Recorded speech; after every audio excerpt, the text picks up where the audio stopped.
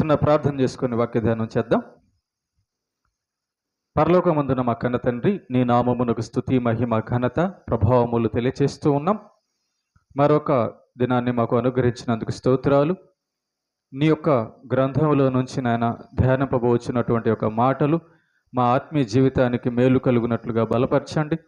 వినగల చెవులు, గ్రహించగల మనస్సుతో ప్రభు పరిశుద్ధాత్మతో ప్రభు నింపి నాయన అన్ని విషయాల్లో బలపరచండి. నీ పక్షాన నీవు నిలబెట్టుకున్న నీ దాసునైనా నేను అల్పజ్ఞుడను, పాపిని, నిష్ప్రయోజకుడను. కేవలం నీ ప్రేమ, నీ కృపచేత నీవు నిలబెట్టావు. కాబట్టి నాయన మా అందరితో మాట్లాడి మమ్మల్ని దీవించమని క్రీస్తు యేసు పేరిట ప్రార్థిస్తున్నాం తండ్రి, ఆమేన్. ప్రేమైన దేవుని పిల్లరా, ఒక విషయాన్ని ఈరోజు మనం నేర్చుకుందాం. యేసు ప్రభువు తన యొక్క శిష్యులతో, లేక తన దాసులతో, తన భక్తులతో మాట్లాడుతున్నటువంటి మాట ఏంటంటే, లూకాసు వార్త 18వ అధ్యాయము 1వ వచనం నుంచి 8వ వచనం వరకు మనం కానీ చూస్తే, 1వ వచనంలో ప్రభు అంటున్నారు, వారు విసుకక నిత్యము ప్రార్థన చేయుచు ఉండవలెను. వారు ఎవరు? యేసు ప్రభువుని నమ్ముకున్నవారు. వారు విసుకక నిత్యము ప్రార్థన చేయవలెను. ఈ యొక్క మాట యేసు ప్రభు మనకెందుకు చెప్పాడంటే, చూడండి ప్రేమైన దేవుని బిడ్డలారా, మనం ఏదైనా అవసరం అయితే ఒక మనిషి దగ్గరికి వెళ్ళి మనం అడుగుతాం. ఏమని అడుగుతాము? డబ్బులో, లేకపోతే వస్తువులో, సహాయమో ఏదన్నా మనకు అవసరం అయిందనుకోండి, ఏమా వెళ్ళి మనము ఆ మనిషి దగ్గర అడుగుతాం.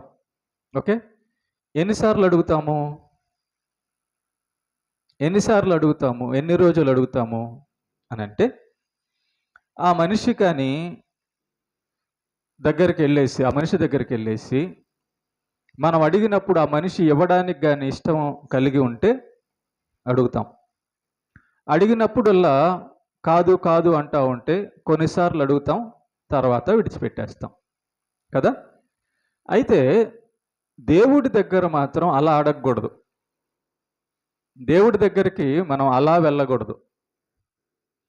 ఒక మనిషి ఇవ్వలేకపోవచ్చు, కానీ ఉండి కూడా ఇవ్వలేకపోవచ్చు ఒక మనిషి, లేదా లేకుండా కూడా ఇవ్వలేకపోవచ్చు ఒక మనిషి కదా.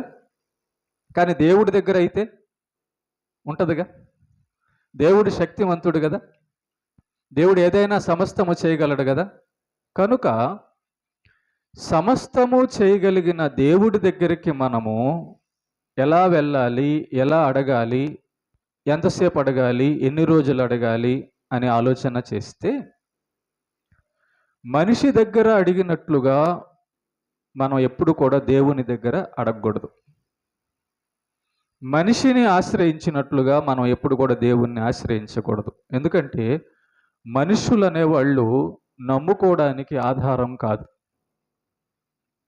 మనుషులు అనేవాళ్ళు నమ్మదగిన వాళ్ళు కాదు. మనుషులు అనేవాళ్ళు స్థిరమైన వాళ్ళు కాదు. మనుషులు అనేవాళ్ళు ఏదైనా చేయగలిగిన వాళ్ళు కాదు. మనుషులు అనేవాళ్ళు న్యాయముగా తీర్పు తీర్చలేనిగా వారుగా ఉంటారు. కొన్నిసార్లు తీర్చవచ్చు, కొన్నిసార్లు తీర్చలేకపోవచ్చు. కనుక యేసు ప్రభు తన శిష్యులకు ఒక పాఠాన్ని నేర్పిస్తున్నాడు. ఏమని నేర్పిస్తున్నాడు? విసుగక. అమ్మా, విసుగు ఎప్పుడు వస్తుంది మనకి? విసుగు ఎప్పుడు వస్తుందంటే, అడుగుతూ ఉంటే ఇవ్వకపోతే అప్పుడు వస్తుంది విసుగు కదా. ఇక్కడ యేసు ప్రభు ఏం చెప్తున్నాడంటే, మీరు విసుక్కోవద్దు అంటున్నాడంటే దాని అర్థం ఏంటంటే, మీరు అడగంగానే దొరికిద్దని అనుకోవద్దు.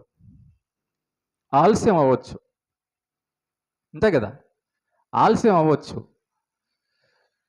వీరబాబు నాకు బైక్ కావాలన్నాడు అనుకో, ఇప్పుడు కొనిచ్చేస్తారా? కొనేవారు. వాడు చిన్నపిల్లోడు కాబట్టి వాడు ఇప్పుడు తోలలేడు. వాడికి మనసులో ఉంటుంది, నేను కూడా బైక్ ఎక్కాలని. ఉంటుందా? ఉండరా? ఉంది. చూసి నవ్వుతున్నాడు. కానీ ఇప్పుడు కొనిస్తే వాడు పడేసుకుంటాడు మీద, తోలలేడు కదా. కనుక ప్రేమైన దేవుని బిడ్డలారా, ప్రతిదానికి కూడా ఒక సమయం ఉంటుంది, ప్రతిదానికి కూడా ఒక విధానం ఉంటుంది. ఆ విధానంలో ఆ సమయంలో దేవుడు మనిషి యొక్క కోరిక న్యాయము తీరుస్తాడు. ఓకే. కనుక విసుకక అనే మాట దేవుడు ఎందుకు వాడాడంటే, మనం దేవుని భక్తులమే, దేవుని బిడ్డలమే, కానీ వీరబాబు దేవుని బిడ్డ అయినంత మాత్రాన అడగంగానే తల్లిదండ్రులు ఏం కొనేవారు. కారణం ఏంటంటే వాడి పరిస్థితిని బట్టి వాళ్ళకి తెలుసు ఎప్పుడు ఇవ్వాలో, ఏది ఇవ్వాలో, ఏది ఇవ్వకూడదో. అలాగే మన తండ్రి అయిన దేవునికి కూడా మనం అడుగుతుంటాం, ప్రభువా నాకు అది చేయవా, ఇది ఇవ్వవా అని అడుగుతుంటాం. అయితే దేవుడు మనకంటే జ్ఞాని, మనకంటే శక్తిమంతుడు కనుక ఏ సమయంలో ఇవ్వాలో, అసలు ఇవ్వాలో ఇవ్వకూడదో, ఎప్పుడు ఇవ్వాలో దేవుడికి అంతా తెలుసు అన్నమాట. కనుక అందుకే దేవుడు ఏమంటున్నాడంటే, ప్రభు ఏమంటున్నాడంటే, మీరు అడుగుతున్నారు, దేవుణ్ణి అడగాలి, కానీ ఈ అడిగేటప్పుడు విసుక్కోవద్దు అంటున్నాడు. అడిగేటప్పుడు ఎందుకు విసుక్కోవద్దంటే, ఒకవేళ అది ఆలస్యం కావచ్చు. దేవుడు కొంతమంది అడగంగానే ఇచ్చేస్తాడు, కొంతమంది అడుగుతుంటే చాలా ఆలస్యం అవుతుంది, కొంతమంది అడిగింది అసలు ఇవ్వడు. అర్థమైందా? కాబట్టి 3 రకాలు ఉంటాయి. అడగంగానే ఇవ్వచ్చు, అడిగినప్పుడు లేటుగా ఇవ్వచ్చు, లేదా అసలు ఇవ్వకుండా అయినా పోవచ్చు. కాబట్టి అప్పుడు అందుకే యేసు ప్రభు అంటున్నాడు, విసుక్కోవద్దు అంటున్నాడు. మనిషి దగ్గరికి వెళ్ళి ఒకసారి అడగంగానే ఇవ్వలేదు అనుకో, నువ్వు కాబట్టి ఇంకొకటి దగ్గరికి వెళ్తానులే, అలా అనకూడదు. గుర్తుపెట్టుకోండి. ఎందుకు విసుక్కోవద్దు అని ప్రభు అంటున్నాడంటే, మనం వెళ్ళేది దేవుడి దగ్గరికి, మనం అడిగేది దేవుడి దగ్గర కదా. కనుక మనం దేవుని దగ్గరకు వచ్చామన్న అవగాహన మనకు ఉండి మనం అడగాలి. దేవుడు ఏదైనా చేయగలడు, ఏదైనా ఇవ్వగలడు అనే అవగాహన ఉండి మనం అడగాలి. దేవుడు న్యాయవంతుడు, న్యాయం ఉంటేనే దాంట్లో చేస్తాడు అనే అవగాహన మనకు ఉండాలి. కనుక దేవుని గురించిన జ్ఞానము, అవగాహన కలిగి మనం ప్రార్థన చేయాలి, అడగాలి. మనం అడిగే దాంట్లో, ప్రభువా పక్కనింట్లో బీరువాలో 1,00,000 రూపాయలు ఉంది, ఆ 1,00,000 రూపాయలు వచ్చేసి నా జేబులో పడాలి అని అడుగుతామా? అట్ట అడగకూడదు కదా, అది అన్యాయమే కదా. కాబట్టి అంటే దేవుడు ఒక మనిషికి ఇచ్చేటప్పుడు దాంట్లో న్యాయం ఉందా లేదా, అవసరం ఉందా లేదా అని చూస్తాడు. కాబట్టి ఇప్పుడే ఇవ్వాలా, తర్వాత ఇవ్వాలా అని కూడా చూస్తాడు ఏమ్మా.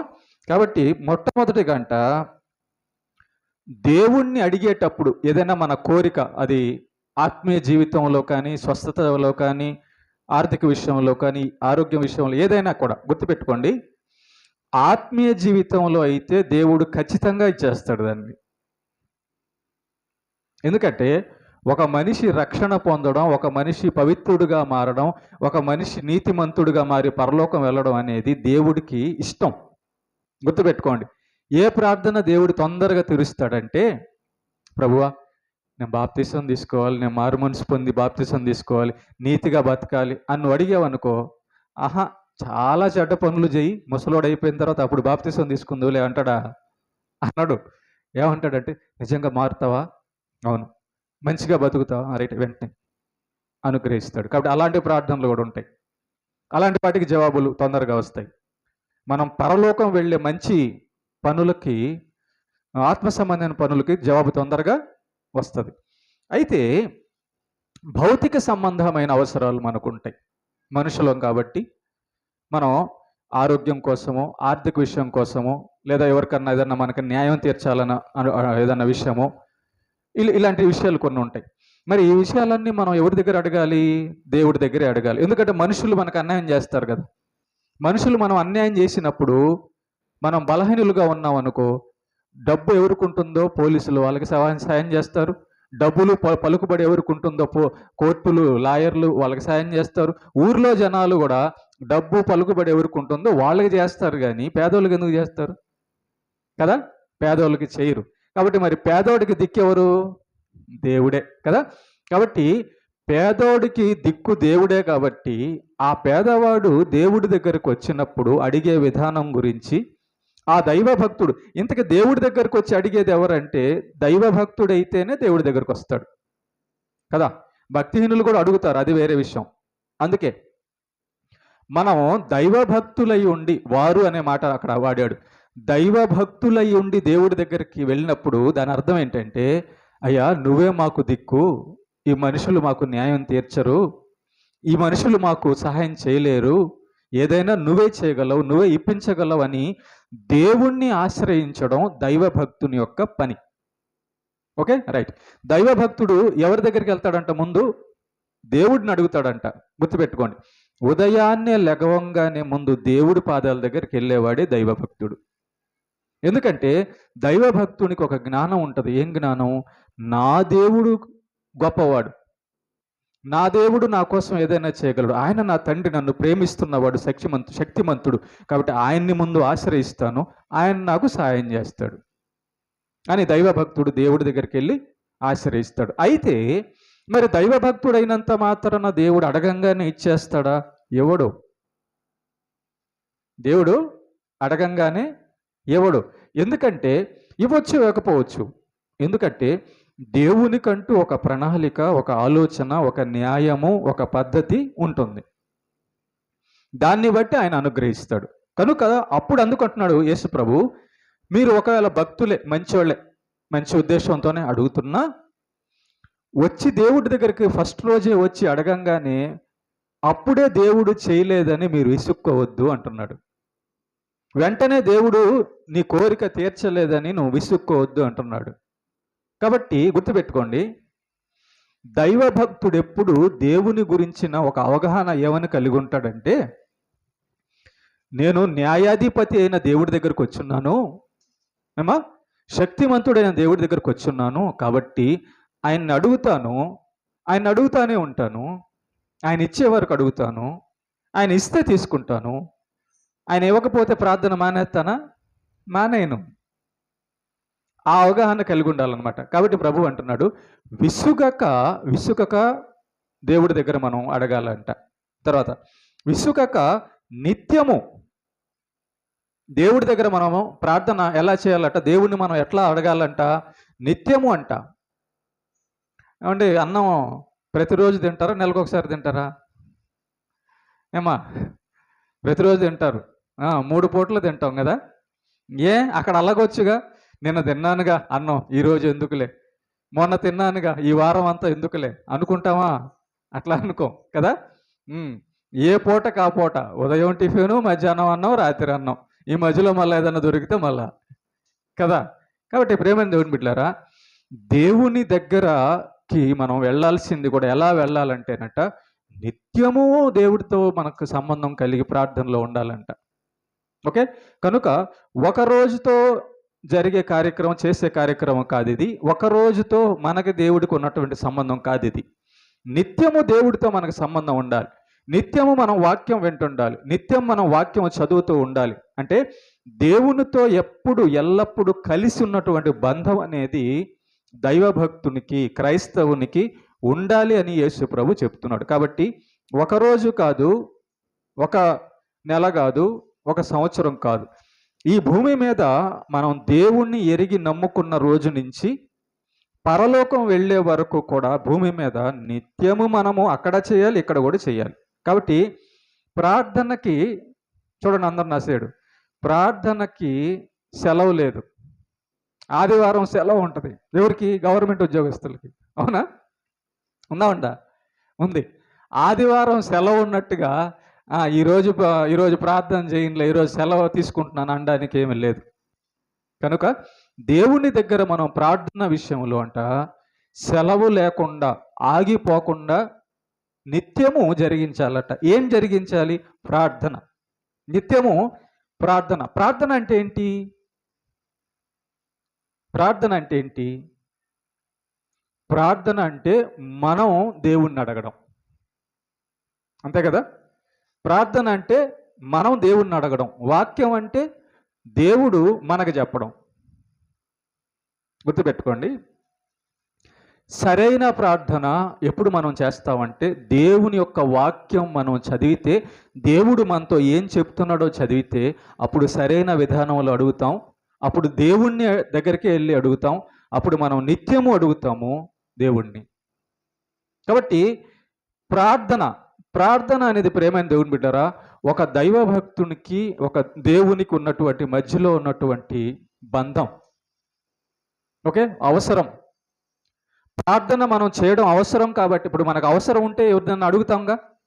కాబట్టి దేవుడితో మనకు అవసరం ఉందా లేదా గుర్తుపెట్టుకోండి. దేవుని యొక్క గురించి, శక్తి గురించి తెలిసిన వారు ప్రార్థనలో ఎల్లప్పుడూ ఉంటారు. దేవుని గురించి తెలిసిన వారు దేవునితో ఎల్లప్పుడూ కలిసి ఉంటారు. ప్రార్థన అంటే ఏంటంటే దేవుణ్ణి అడగడం. దేవుణ్ణి అడగాలమ్మా, అడగకూడదా? ఆయన మనకి అడగకుండా కొన్ని ఇచ్చాడు, కానీ మనం ప్రతిరోజు ఆయన్ని అడగాలి. గాలి గురించి ప్రతిరోజు అడుగుతామా? ప్రభువా, నిన్న గాలి ఇచ్చావు నాకు, ఈరోజు గాలి ఇవ్వు అని అడుగుతామా? నిన్న సూర్యుడిని ఇచ్చావు, ఈరోజు సూర్యుడిని ఇవ్వు అంటామా? అడగం. ఈ యొక్క శరీరానికి, దేహానికి ఏది అవసరమో వాటి గురించి మనము అడుగుతాం. ఆత్మకి ఏది అవసరమో వాటి గురించి మనము అడుగుతాం. కాబట్టి దేవుడు ఏం కోరుకుంటున్నాడంటే తనను అడిగేవారిగా ఉండాలని కోరుకుంటున్నాడు. ఒక చిన్న ఉదాహరణ చెప్తాను మీకు డబ్బులు అవసరము. పక్కనే బాగా డబ్బున్న వ్యక్తి ఒక అతను కూర్చో ఉన్నాడు. నీకు బాగా డబ్బులు అవసరం, ఓకేనా? ఆయన పక్కన వెళ్ళి కూర్చొని అడగదామా వద్దా, అడగదామా వద్దా, అడగదామా వద్దా అంటున్నావు అనుకో, ఆయన కాముగా చూస్తున్నాడు నిన్ను. ఎందుకు వచ్చాడో, ఏమన్నా పని మీద వచ్చాడో లేదా ఊరికనే వచ్చి కూర్చున్నాడో నా పక్కన, ఆయన అనుకుంటున్నాడు. ఓకేనా? నీకేమో డబ్బులు అవసరం. ఇప్పుడు చెప్పండి, ఆయనే నీకేమైనా అవసరమా, డబ్బులు ఏమైనా అవసరమని అడగాల, లేకపోతే మన అవసరం కాబట్టి ఆయన దగ్గరికి వెళ్ళి అయ్యా డబ్బులు ఇవ్వమని చెప్పి అడగాల? మన అవసరం కదా, మనకు అవసరం కాబట్టి, ఆయన డబ్బు ఉన్నోడు కాబట్టి ఆయన దగ్గరికి వెళ్ళి మనం అడగడం అనేది మంచిది, కరెక్ట్ అయినది. మరి దేవుడు గొప్పోడు కదా, దేవుడు మన తండ్రి కదా, సృష్టికర్త కదా, కనుక అడగాల. అన్నం కూడా అడుగుతామా? అన్నం పెట్టమని అడుగుతామా? వెళ్ళి చూస్తే అర్థమైపోద్దా? ఏమ్మా, ఇంట్లో మీ భార్యని, మీ తల్లిని, తండ్రి దగ్గరికి వెళ్తారు కదా, ఇంట్లోకి వెళ్తారు. ఇంట్లోకి వెళ్ళంగానే దబర్లనట చూస్తారా, లేకపోతే అమ్మ అన్నం పెట్టు, అక్క అన్నం పెట్టు అని అడుగుతారా? అడుగుతారు. ఎందుకు అడుగుతున్నారు? అడగాలి. కనుక అడిగితే, అడగడం అనేది పద్ధతి, అడగడం అనేది మంచిది.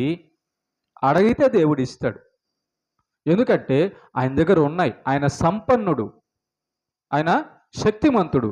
కాబట్టి మనం ఇప్పుడు చూడండి, మన అవసరం అండి, మన బతుకులు ఏ పాటివి కదా, మనం ఏ పాటి వాళ్ళము. కనుక దేవుడి ఒక మనిషి దగ్గరికి వెళ్ళినప్పుడే మనకి ఏదైనా అవసరం అయితే చేతులు కట్టుకొని, ఒక అధికారి ఆఫీసర్ దగ్గరికి వెళ్తే చేతులు కట్టుకొని ఆయన ఏం చేయమంటే ఆయనకి నమస్తే పెట్టి ఇట్లా ఎంతో బతిములాడి గౌరవంగా ఆయన అడుగుతాం కదా, అడుగుతాం. అడగకుండా ఎవరు. కాబట్టి ప్రేమైన దేవుని బిడ్డలారా, దేవుడి దగ్గరకు కూడా మనం అడగడానికి వెళ్ళాలి. ఓకేనా? అడిగితే అడుగుడి ఇవ్వబడును అన్నాడు. కనుక దేవుడు మనల్ని అడగమంటున్నాడు. ఏం అడగమంటున్నాడు? పరలోక సంబంధమైనవి, ఆత్మ సంబంధమైనవి అడగమంటున్నాడు. వాటితో పాటు ఈ శరీరానికి కావాల్సింది కూడా అడిగితే ఇస్తాడు. అయితే మొట్టమొదటిది పరలోకానికి కావాల్సింది అడగమంటున్నాడు. అది ప్రార్థన. అడగడం అనేది ప్రార్థన. ఈ ప్రార్థన అనేది చేయడం, అడగడం అనేది చేయడం అన్నమాట. కాబట్టి ఎవరైతే ఈ ప్రార్థన విసుగకుండా, ఎవరైతే ప్రార్థన దేవుడి దగ్గర, ఎవరైతే ప్రార్థన నిత్యము, ఎవరైతే ప్రార్థన చేస్తుంటారో వాళ్ళకి దేవుడు తగిన కాలంలో జవాబు ఇస్తాడు. కాబట్టి ప్రార్థన చేసేవాడు ఎవరు కూడా విసుక్కోకూడదు.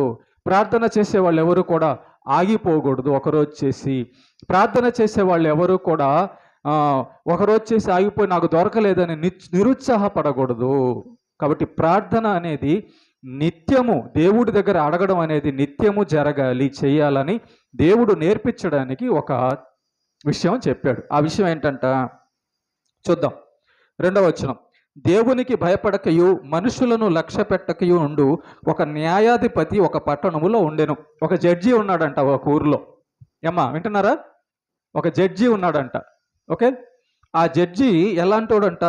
ఆ జడ్జికి దేవుడి భయం లేదంట, మనుషులను కూడా లెక్క పెట్టడంట అసలు. అలాంటి జడ్జి అంట అతను. ఒక జడ్జి అలాంటి జడ్జి ఒక ఊరిలో ఉన్నాడంట. ఆ పట్టణంలో ఒక విధవరాలు ఉండెను. అదే ఊర్లో, ఆ జడ్జి ఉన్న ఊర్లో పాపం ఒక భర్త చనిపోయిన ఆమె ఒక ఆమె ఉంది. భర్త చనిపోయిన ఆమె అంటే తోడు లేదు, ఆధారము లేదన్నమాట. కాబట్టి ఒంటరిగా ఉందేమో. కాబట్టి అలాంటి ఆమె ఉంది. ఆమె అతని వద్దకు తరచుగా వచ్చి నా ప్రతివాదికిని నాకును న్యాయము తీర్చమని అడుగుచూ వచ్చెను. ఆమెతో ఒకరికేదో గొడవ ఉంది. అది ఆస్తి గొడవ, ఇంకో గొడవ, ఏదో గొడవ మొత్తం ఉంది. అయితే ఆమె ఈ జడ్జి దగ్గరకు వచ్చి, న్యాయాధిపతి దగ్గరకు వచ్చి అడుగుతూ ఉందంట. తరచు అంటే ప్రతిరోజు అప్పుడప్పుడు వచ్చి అడుగుతూ ఉందన్నమాట. తరచుగా వచ్చి నాకు న్యాయం తీర్చు అని జడ్జి దగ్గర అడుగుతూ ఉందంట. అప్పుడు ఆ జడ్జి కొంతకాలము ఒప్పకపోయిను. ఆ జడ్జి అంట ఏం చేశాడంట? ఆలస్యం చేశాడంట. రేపు చూద్దాంలే, ఎల్లుండి చూద్దాంలే, మళ్ళా రాలే అంటూ ఉండేవాడట. కొంతకాలం ఆలస్యం చేశాడంట. అప్పుడు తర్వాత అతడు, నేను దేవునికి భయపడకయు మనుషులను లక్ష్య పెట్టక ఉండినను ఈ విధవరాలు నన్ను తొందర పెట్టుచున్నది కనుక ఆమె మాటికి వచ్చి గోజాడకుండునట్లు ఆమెకు న్యాయము తీర్చునని తనలో తాను అనుకున్నాను. చూసారా? ఈమెం చేస్తుంది? రేపు రమ్మంటే రేపు వస్తుంది, ఎల్లుండి రమ్మంటే ఎల్లుండి వస్తుంది, బుధవారం రమ్మంటే బుధవారం, గురువారం అంటే గురువారం, శుక్రవారం అంటే అట్లా ఎప్పుడు ఆయన రమ్మంటే అప్పుడు వస్తుంది. ఆయన సీట్లో కూర్చోగానే వాకిట్లో ఆమె కనబడుతుంది. వచ్చి ఆయన సీట్లో కూర్చోగానే వాకిట్లో ఆమె కనబడుతుంది. రేపు రమ్మంటే రేపు వస్తుంది, ఎల్లుండి రమ్మంటే ఎల్లుండి వస్తుంది అనమాట. అట్లా చూసి ఆయనకి ఒక నిర్ణయం తీసుకున్నాడు. అరే ఈమె ఎప్పుడు రమ్మంటే అప్పుడు వచ్చేస్తుంది, అసలు ఈ విషయం ఏదో తేల్చేస్తే పోద్ది కదా అని చెప్పని అతడు తనలో తాను అనుకొని ఏం చేశాడంట? ఆమెకి న్యాయం తీర్చేశాడంట. ఇక్కడ ఈ యొక్క విషయం దేవుడు ఎందుకు చెప్పాడంటే, ప్రభు ఇట్లనను, అన్యాయస్తుడైన ఆ న్యాయాధిపతి చెప్పిన మాట వినుడి. దేవుడు తాను ఏర్పరచుకున్న వారు దివారాత్రములు తన్ను గూర్చి మొరపెట్టుకొంచుండగా వారికి న్యాయము తీర్చడా? ఆయన వారికి త్వరగా న్యాయము తీర్చును. కాబట్టి ఆ విధవరాలను చూడండి, తనకి ఎవరూ లేకపోయినా వెళ్ళి నిలబడుతుంది. రేపు రమ్మంటే రేపు వస్తుంది, ఎల్లుండి రమ్మంటే ఎల్లుండి వస్తుంది. విసుక్కోవడంలా ఇక్కడ ఎన్నిసార్లు రమ్మంటే అన్నిసార్లు వచ్చిందంట. ఇక ఈ న్యాయాధిపతికే ఆమెను చూసి ఏమనిపించిందంటే, ఇన్నిసార్లు ఏమైనా రమ్మని చెప్పడం ఎందుకు, అసలు తీర్చేస్తే ఈమె రాదుగా, ఆమె సమస్య తీర్చేస్తే అసలు రాదుగా, నన్ను ఇసిగిచ్చు కదా అని ఆ న్యాయాధిపతి అంట ఆమె సమస్యను తీర్చేశాడంట. ఇప్పుడు ఒక మనిషి ఆమె పద్దాక అడుగుతుంటే ఆమెకి న్యాయం తీర్చేయాలని చెప్పి అనుకున్నప్పుడు దయగలిగిన దేవుడు, కనికరం కలిగిన దేవుడు, ఆలోచనకర్త అయిన దేవుడు మనం ప్రతిదినము నిత్యము విసుకకుండా ప్రార్థన చేస్తూ ఉంటే మన యొక్క ఆత్మ సంబంధమైన, న్యాయ సంబంధమైన మంచి కోరికలు దేవుడు ఖచ్చితంగా తీరుస్తాడు. ఆ తీర్చే వరకు అడగాలి. ఆ జడ్జి తన సమస్య తీర్చే వరకు వెళ్తానే ఉంది.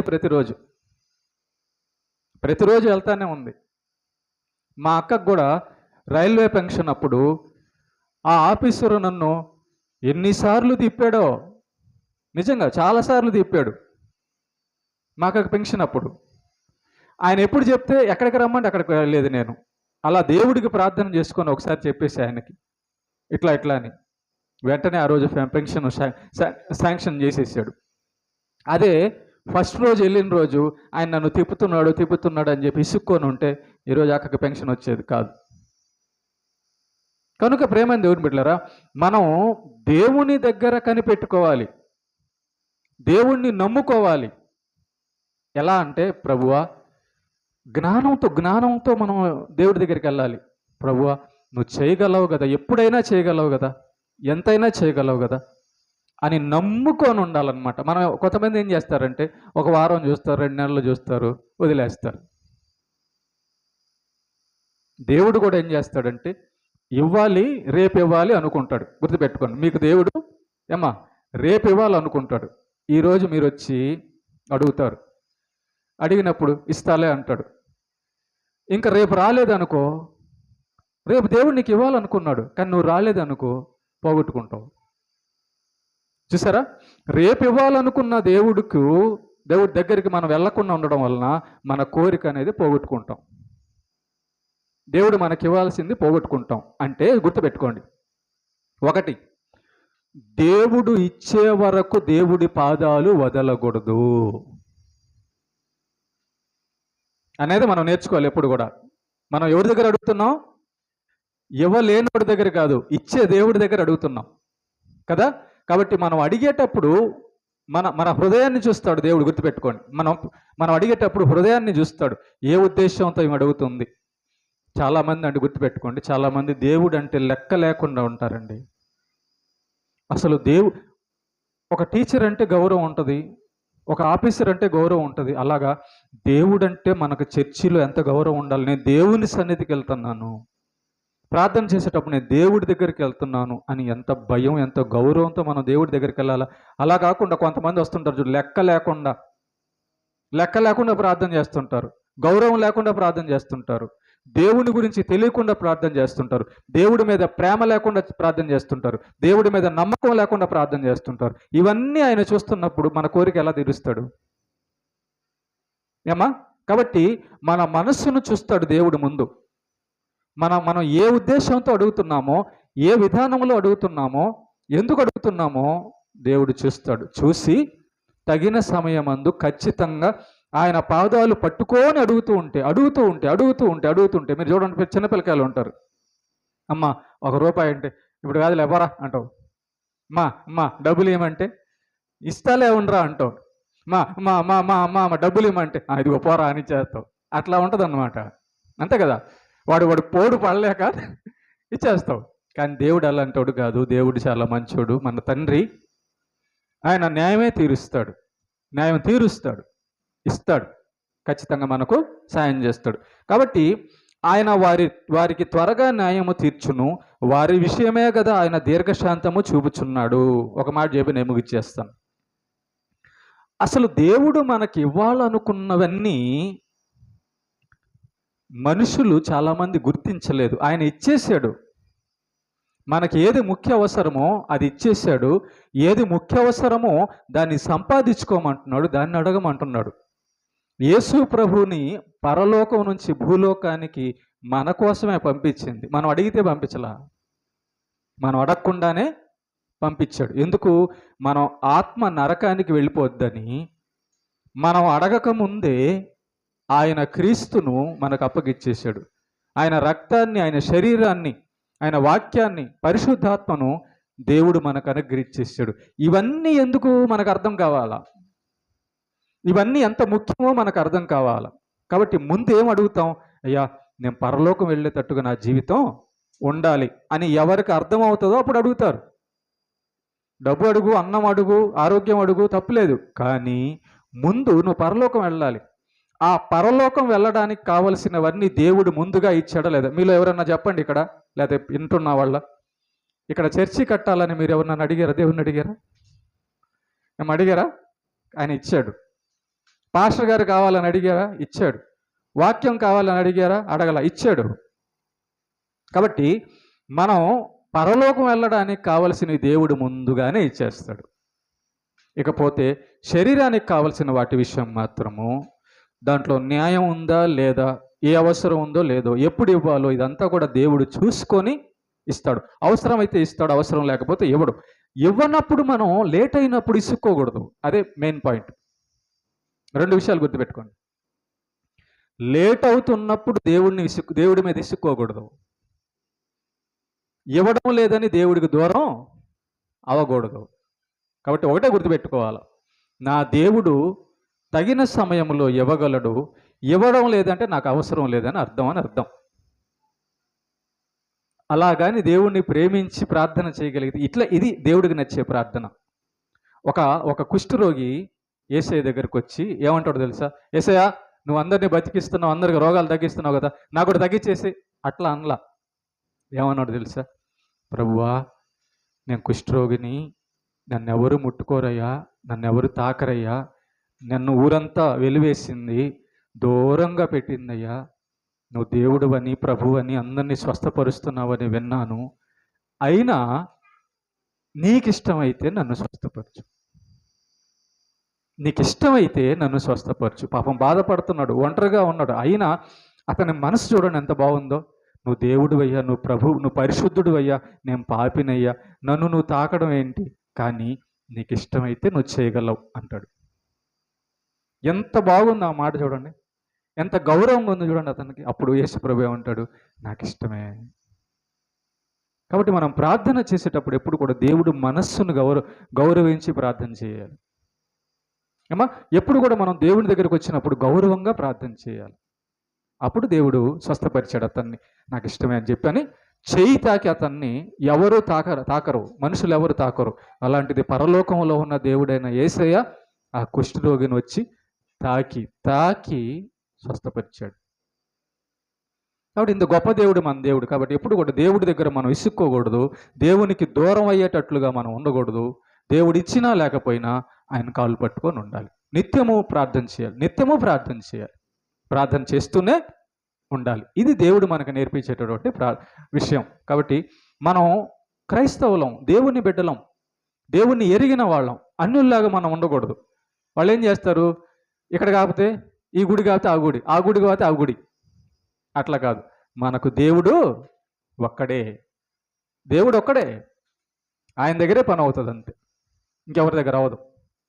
కాబట్టి పని అయ్యే వరకు ఆయన కాళ్ళు పట్టుకొని ఉండాలి. పని అవ్వకపోయినా ఆయన కాళ్ళు పట్టుకొనే ఉండాలి. దేవుడు మనల్ని తగిన కాలంలో దర్శించి పరలోకానికి మనల్ని అన్ని విషయాల్లో సిద్ధపరిచి, స్థిరపరిచి, బలపరిచి ఆయన రాకల్లో మనల్ని తీసుకెళ్తాడు. ఏమా, అర్థమైంది అందరికీ? దేవునికి మహిమ కలుగును గాక. ప్రార్థన చేద్దాం. ఎవరైనా ప్రార్థన చేయండి, చివరి ప్రార్థన.